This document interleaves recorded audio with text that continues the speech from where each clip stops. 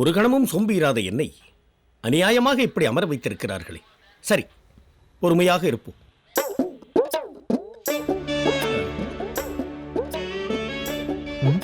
ஐயா, அமர்ந்திருப்பவரே. அப்பாடா, அப்படி அடித்து வைத்த ஆணி போல் அசையாமல் உங்களை அமர வைத்திருக்கிறார்களே, அப்படி தாங்கள் செய்த குற்றம் தான் என்ன? அதை தங்களுக்கு ஆட்சேபம் இல்லாவிட்டால் அடியனிடம் அறிவிக்கலாமா? யோ சொல்லியா. நான் கேட்க கேட்க நீங்கள் பேசாமல் இருப்பதை பார்த்தால் தாங்கள் வேற்றுமொழிக்காரரோ என்று நான் ஐயுறுகிறேன். ஆரம்பிச்சிட்டியா? அவன் வேற்றுமொழிக்காரன் கிடையாது, தமிழன் தான். இப்ப மட்டும் இல்ல, நீ எப்ப கேட்டாலும் அவனால் பதில் பேச முடியாது. ஏன்னா அவன் பிறந்ததுல இருந்தே வாய் பேச முடியாது, காதும் கேட்காது. என்ன இரும்பு இதயம் ஐயா உமக்கு? வாய் பேச முடியாததற்கு வழக்கா? வாய் பேச முடியாததுக்கெல்லாம் கேஸ் போட்டுருக்கு. நாங்க என்ன லூசா? அவன் என்ன பண்ண தெரியுமா? முனுசாமி தெருல 3 பவுன் நகையை திருட்டிட்டு இருட்டுல எரும மாட்டு மேல ஏறி இன்ஸ்பெக்டர் வீட்டுல விழுந்துட்டான். அவர் தான் அடிச்சு இழுத்துட்டு வந்து உட்கார வச்சிருக்காரு. யோ, இந்த மாதிரி ரொம்ப நேரம் பேசணும்னு வச்சுக்கோ, இந்த பத்தியா ஒன்னையே பார்த்துட்டு இருக்கான். நீ ஏதோ அவனை திட்ட நினைச்சுக்கிட்டு உன் குரலை கடிச்சிடும். நாங்களே அதுக்கு பயந்தாயே அவனை விசாரிக்காம உட்கார வச்சிருக்கோம். ஒருத்தன் பேசியே கொள்றான், ஒருத்தன் பேசாமலே கொள்றான். என்ன பொழப்படாது?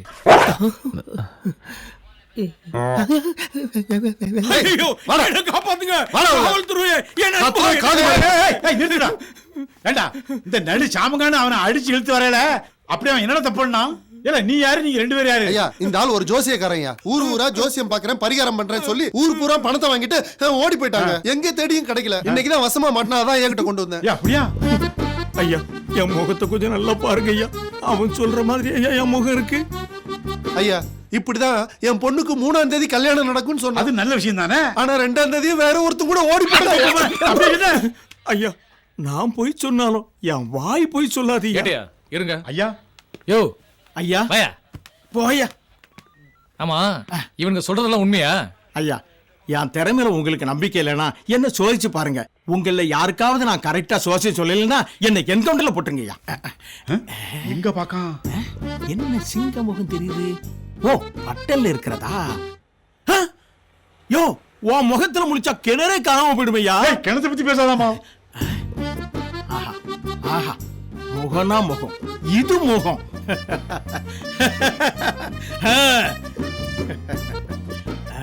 கைய பாப்போம். இந்த கைரேகப்படி உங்க பேரு என்ன? மங்களா இருக்கு. லென்ஸ் மாத்தணும். ஆர் காமராஜ். அச்சரேக, தீர்க்க ரேக, பூமி ரேகை. இந்த 3 ரேகை தான் இந்த கையில இல்ல. மத்த ரேகை எல்லாம் பின்னி பிசுறு எடுத்து பிரிச்சு பேன்ல பாத்துக்கிட்டு இருக்கு. பாக்குண்டா பாக்கும். இந்த மாதிரி ரேகை கோடியில ஒருத்தனுக்கு தான் அமையும். அது உங்களுக்கு அமைஞ்சிருக்கு.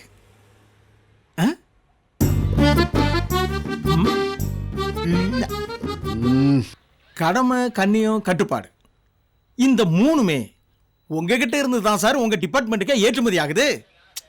இத நான் பார்லிமெண்ட்ல கூட சொல்லுவேன். இதான் எங்களுக்கு தெரியுமா? நீ வேற ஏதாவது சொல்லு. நீங்க ஒரு வாட்டி முடிவு பண்ணிட்டீங்கன்னா உங்க பேச்ச நீங்களே கேட்க மாட்டீங்க. இல்ல போக்கிரி படத்துல விஜய் டயலாக் சொல்லுத.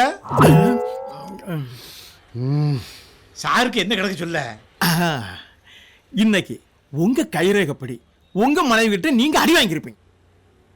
ஏய், வீரப்பலாம் அங்கதானோ வீட்டுல டம்மி பொறுக்கு நம்மள மாதிரி தான். ஒய்ப்பு குத்துனதுல ஒரு கண்ணு செவந்திருக்கு. ஏரே, சார் ரொம்ப நாளா எஸ்ஏ இருக்காரு. அவர் எப்ப இன்ஸ்பெக்டர் ஆவாரு சொல்ல? ஆண்டவனே ஐஜியா வந்து சொன்னாலும் நீங்க கடைசி வரைக்கும் எஸ்ஏ தான்.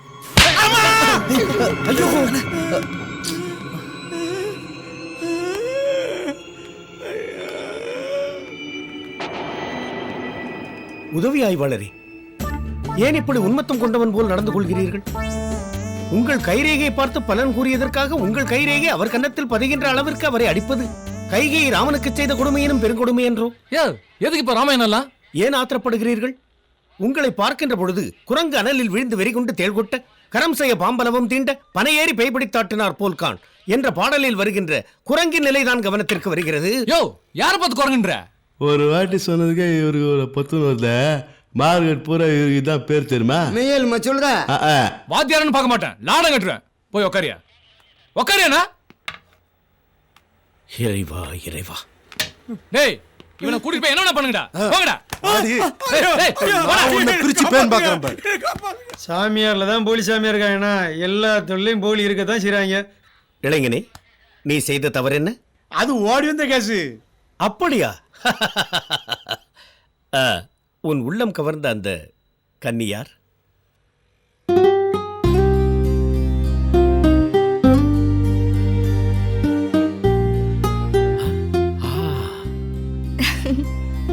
ஆஹா, கண்ணோடு கண்ணை நீ நோக்கப்பின் வாய்த்தொற்களால் யாதொரு பயனும் இல்லை.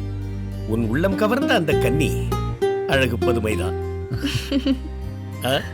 உன் உள்ளத்தில் உள்ளவனை ஒரே பார்வையால் உணர்த்திய உத்தமனே, உன் காதல் வாழ்க.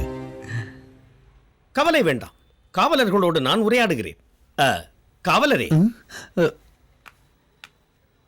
ஐயா உதவி ஆய்வாளரே, பய கடமையில் கண்ணும் கருத்துமாக இருப்பார்கள், கடுப்பும் வெறுப்புமாகவா இருப்பார்கள்? ஐயா தலைமை காவலரே, எதற்காக அந்த காதலர்களை அழைத்து வந்திருக்கிறீர்கள் என்பதை நான் தெரிந்து கொள்ளலாமா? ஐயா கொஞ்சம் சும்மா இருக்கலாம். இந்த அரிசி போடாத மிஷின் மாதிரி கொடன்னு பேசிக்கிட்டே இருக்க. எனக்கு 1000 பேர் இருக்கு. லவ் பண்ணிட்டு வீட்டை விட்டு ஓடியாந்தா சும்மா விட்டுருவோமா? அதான் தூக்கின்னு வந்து ஸ்டேஷன்ல உட்கார வச்சிருக்கோம். காதலிக்கிறாங்களாம், கத்திரிக்காய் காதல். காதலை பற்றி உமக்கு என்ன ஐயா தெரியும்? ஆடவரும் பெண்டிரும் அங்கங்கள் தானுரச கொஞ்சி குலாவி களிப்புறும் காதலை குற்றம் என்று சொல்வீரோ, இரும்பறையில் தள்ளுவீரோ? களவு கண்ட இலக்கிய காதல், கண்ணால் பேசும் உண்மை காதல் உளுத்தர்கள் ஒரு சிலரால் ஒழிந்துதான் போகலாமோ? சீருடை அணிந்தோரே, பாரினை காப்போரே, இவர்கள் செம்மையாய் வாழ்ந்திட உன் துணை தேவை என்றும் சிந்திப்பீர், செயல்படுவீர். இது தேர்தலுக்கு மட்டுமல்ல, காதலுக்கும் தான். ஒண்ணுமே புரியலையடா. காதலை பற்றிய கவிதையை கேட்டு களிப்புற்று நிற்கிறீர்களா? காதலின் மகத்துவம் அப்படி.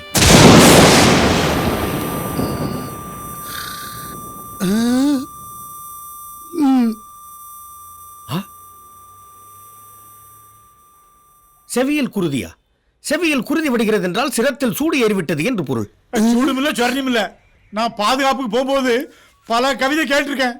ஆனா காதுல இருந்து ரத்த வடித கவிதை இன்னைக்கு தான் ஐயா கேட்க.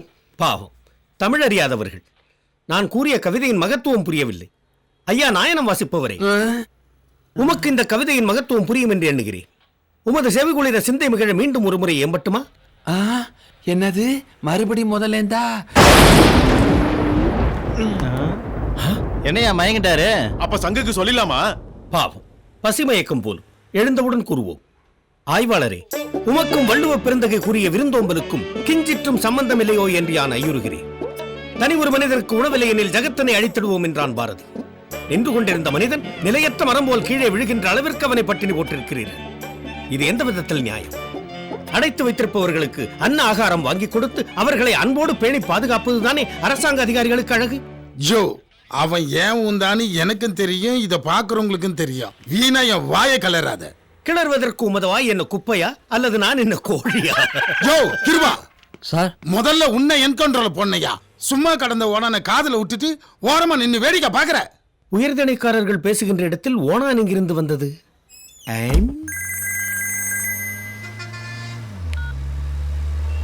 சொல்லுப்பா. கேக்க நகரானே?